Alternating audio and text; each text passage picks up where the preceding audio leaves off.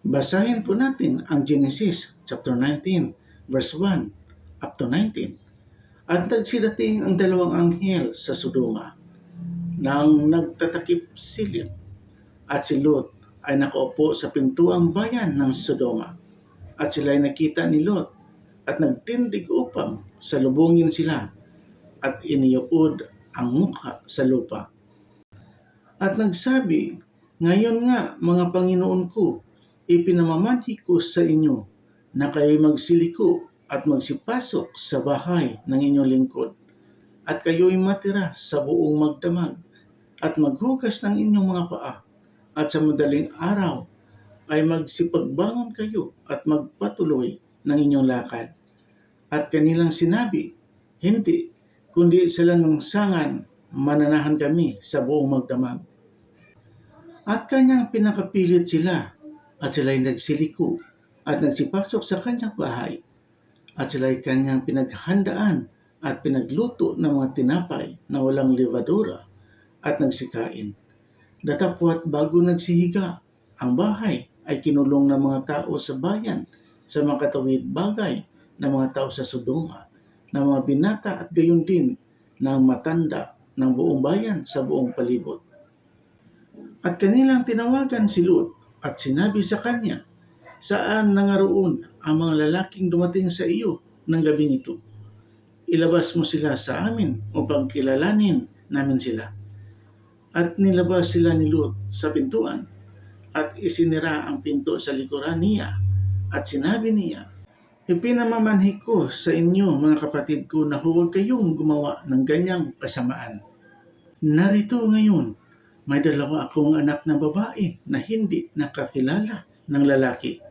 Ipinamamanhi ko sa inyo na sila'y aking ilalabas sa inyo, at gawin ninyo sa kanila ang magalingin ninyo sa inyong paningin. Huwag lamang ninyong gawa ng anuman ang mga lalaking ito, yamang sila'y nangasasilong ng aking bukbungan." At sinabi nila, "Umurong ka." At sinabi pa nila, "Ang taong ito ay naparito upang makipamayan, at ibig niyang maging hukom. Ngayon nga gagawin ka namin ng lalong masama kaysa kanila."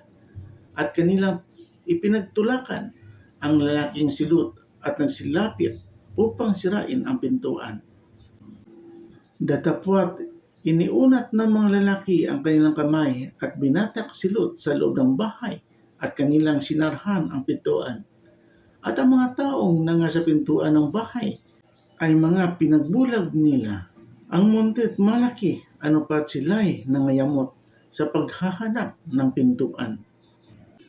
At sinabi ng mga lalaki kay Lot, "Mayroon ka pa ritong kamag-anakan, ang iyong mga manugang at ang iyong mga anak na lalaki at babae, at ang lahat ng iyong tinatangkilik sa bayan ay pinag-aalis mo sa dakong ito, sapagkat aming lilipulin ang dakong ito dahil sa napakalakas ang kanilang sigaw sa harap ng Panginoon.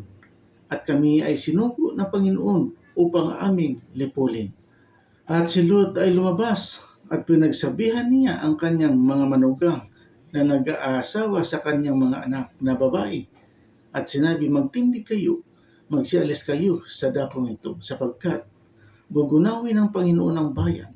Datapwat ang akala ng kanyang mga manugang ay nagbibiro siya. At nang umumaga ay pinapagmadali ng mga anghel si Lot na sinasabi, "Magbangon ka, ipagsama mo ang iyong asawa at ang iyong dalawang anak na babae na narito. Baka pati ikaw ay madamay sa parusa sa bayan." Datapwat siya ay nagluluwat, at tinawakan ng mga lalaki ang kanyang kamay, at ang kamay ng kanyang asawa, at ang kamay ng kanyang dalawang anak na babae, sa habag sa kanya ng Panginoon, at siya ay kanilang inilabas, at siya ay kanilang inilagay sa labas ng bayan. At nangyari na nang sila ay mailabas na nila, ay sinabi, "Itakas mo ang iyong buhay, huwag kang lumingon, uminto man sa buong kapatagan, tumakas ka hanggang sa bundok, baka ikaw ay mamamatay."